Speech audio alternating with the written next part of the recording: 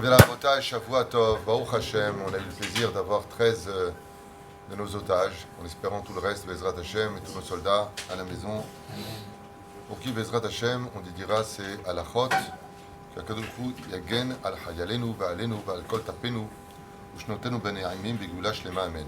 On continue dans notre liste avec les problèmes de lait et de viande. Alors effectivement, il y a des endroits où le lait et la viande demandent de la vigilance, et il y en a d'autres où c'est un peu moins compliqué, comme dans le frigidaire. On ne va pas acheter 2 frigidaires pour le lait et la viande.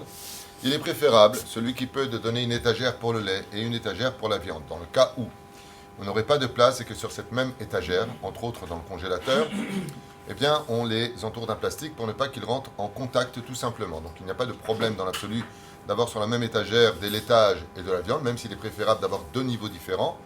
Mais quoi qu'il advienne, à partir du moment où c'est pas posé, par exemple, du saucisson, on ne va pas le déposer à côté de fromage si les deux sont ouverts.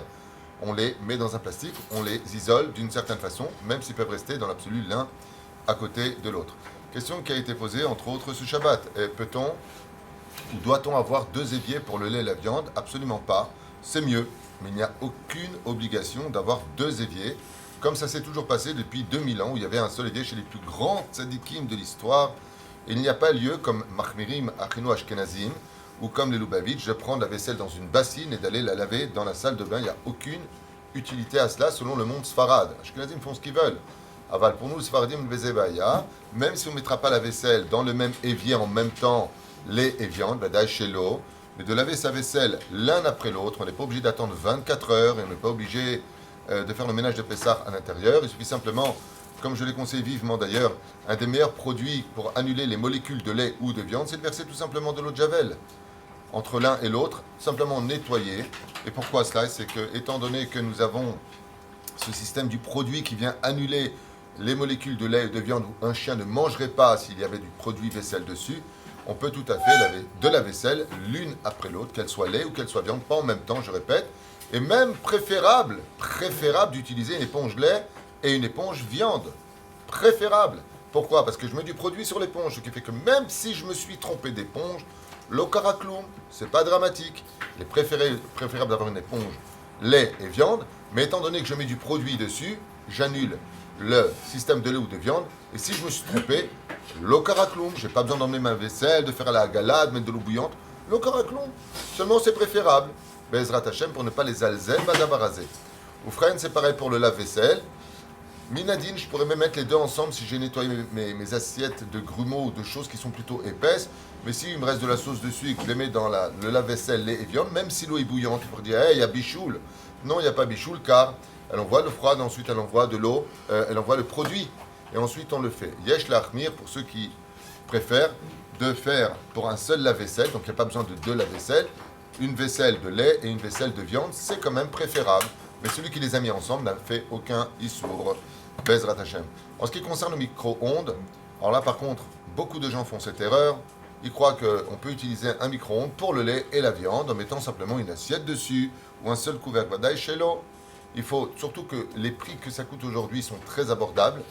Et donc, il faut avoir un micro-ondes pour le lait et un micro-ondes pour la viande. Dans le cas où je n'ai pas cette possibilité, ou alors autre chose, beaucoup de gens m'ont appelé en me disant je travaille dans une société où il n'y a qu'un micro-ondes, mais il y a des juifs comme des non-juifs, ce qui fait que comment je peux faire? À partir du moment où je vais utiliser 2 plastiques hermétiquement fermés, parce que le problème des micro-ondes, c'est le mot onde, c'est-à-dire que ça déplace par les ondes. Il y a même des poskim qui disent qu'on ne peut pas le cachériser même pour Pessah à cause des ondes. Malgré tout, à partir du moment où je n'ai pas la possibilité ou les circonstances qui me permettraient d'utiliser ce micro-ondes, parce que ce que je mets dedans, on ne sait pas si c'est cachère dedans ou pas cachère dedans, ou je prends 2 boîtes hermétiquement fermées dans lesquelles je mettrai ma viande ou mon lait à l'intérieur. Ça empêchera les ondes de pouvoir pénétrer à l'intérieur. Jusqu'au niveau de la cuisson, ça prendra plus de temps. Vétulo. Ou alors 2 plastiques, mais vraiment très très bien fermés. Mais de faire comme font beaucoup de gens, je mets de la viande dedans, après je prends mon bol et je mets le petit couvercle, vous savez, avec les petits trous dedans, badaï que c'est assour, bechlet. Pourquoi? Parce qu'il n'y a pas de batel béchichim, bémézid. Je ne peux pas faire exprès de le faire. Je sais que à Zachen, il est préférable d'avoir un micro-ondes lait et un micro-ondes viande. Ok? Et si la personne travaille dans une usine ou non, et il y a dedans un risque de viande non cachère. C'est ce que je viens d'expliquer à l'instant. Je viens d'expliquer à l'instant que si on est dans une société où il y a un micro-ondes où tout le monde se sert à l'intérieur, dans ce cas-là, je ne vais pas l'utiliser, mais si vraiment j'ai besoin de l'utiliser pour consommer ma nourriture, il faudra 2 kisouim hermétiquement fermés, pas stam posé. Je ne peux pas poser par exemple 2 petites assiettes dessus. Ça ne marche pas. Il faut que ce soit dans un contexte fermé et hermétiquement pishtaï. 2 fois, pas une fois. 2 fois, comme le disent beaucoup de poskim dans ce domaine, Bezrat Hashem. Oufren, c'est pareil pour le four. C'est-à-dire, maintenant, si mon four n'a pas été utilisé pendant 24 heures, qu'il est parfaitement nettoyé, Oufren, comme on l'a expliqué la dernière fois, est-ce que je peux mettre dedans du parvé, le consommer ensuite? Vadaï Sheken. Achitov, aujourd'hui c'est pareil pour les fours. Pourquoi? Parce que comment ça s'appelle? Les plateaux ne sont pas cachérisables dans l'absolu. Il y a des petits fours aujourd'hui qui se vendent pour 250 shekels, 300 shekels. Tu fais ton khalavi là-bas, tu prends le grand four pour le bassari, ou tu fais le contraire selon les besoins de la maison, adif. D'un côté, il y a lieu d'être meod mahmir sur le domaine du lait et de la viande, mais pas au-delà de ce que la halakha, malgré tout, nous demande. Mais la reine, faites attention à cela. Pas besoin de souffrir dans les sabassines jusqu'à la salle de bain. En horaire selon, bien sûr, le Rav Ovadia Yosef. Maintenant, celui qui veut faire ça, qu'il le fasse. C'est pas le minag, en tout cas, c'est pas la halakha des Sfaradim. L'un après l'autre, tu nettoies ton évier, même s'il est en porcelaine, n'oubliez pas, même s'il est en porcelaine. Et c'est pour ça que nous, les Sfaradim, qu'on ait un évier en porcelaine ou pas, celui qui veut mettre une bassine pour Pessah, Tavola Bracha, il n'y a aucun besoin dans l'absolu de le faire. Pour le moment, je verse de l'eau bouillante dessus que je nettoyais. Pour Pessah, je pars, il n'y aurait pas de problème. Entre le lait et la viande, simplement nettoyer du produit vaisselle à l'intérieur. Ton évier, il est ric-rac. Tu peux mettre ensuite, comme le faisait, quand j'ai vécu à Netivot, j'ai vécu pendant 3 ans là-bas. Et je peux vous dire que je suis tombé sur des Marocains, que Dieu les bénisse, des Talmidei Chachamim qui ne dormaient qu'1 heure par nuit. J'ai même eu le srout d'être chamash de plusieurs Mekoubalim. Ils avaient un seul évier en granit et ils étaient experts en halakha. Je vous dis franchement, des gens Yirei Shamaim, c'est vrai papa de l'étude de la Torah. Et il n'y avait pas de problème, je voyais chez eux, des fois je leur faisais la vaisselle. Et bien c'était l'un après l'autre, comme je vous l'ai dit.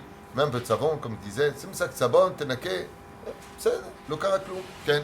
Quelqu'un qui a utilisé jusqu'à aujourd'hui son micro-ondes pour le lait et la viande et qui veut faire, il peut cachériser pour... On peut tout à fait cachériser selon la chita du Rav Ovadia, son micro-ondes, comme je l'expliquais à peu près 3 millions de fois pour les lois de Pessah, puisque c'est la question qui revient tous les ans, comment on cachérise le lait et la viande, les micro-ondes. Donc je le répète une dernière fois, rendre son micro-ondes viande ou lait, c'est pareil pour le four. Eh bien on le nettoie alors complètement, on le laisse 24 heures reposer, c'est-à-dire sans utilisation. Après quoi, on le laissera tourner avec des produits détergents à l'intérieur ou un bol avec des produits détergents pendant une demi-heure à 1 heure au maximum de sa chaleur. Si c'est pour le micro-ondes, il n'y a pas de problème. Si c'est pour le four, eh bien, on a les plateaux qui ne sont pas cachérisables.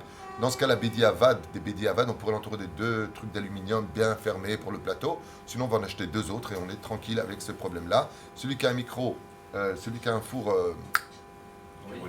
pyrolyse, jusqu'à ce qu'il monte ce mot pyrolyse, qui dépasse les 380 degrés de chaleur ou 400 degrés. Dans ce cas-là, comme l'expliquait le Rav Mashiach, il n'y a aucune molécule qui résiste à cette température-là. Il pourra jouer avec pour le rendre une fois lait, une fois viande. S'il a que ça à faire dans la vie, c'est tellement plus simple d'acheter un pour l'un et un pour l'autre. Voilà. Baruch Adonai Leolam Amen V'Amen.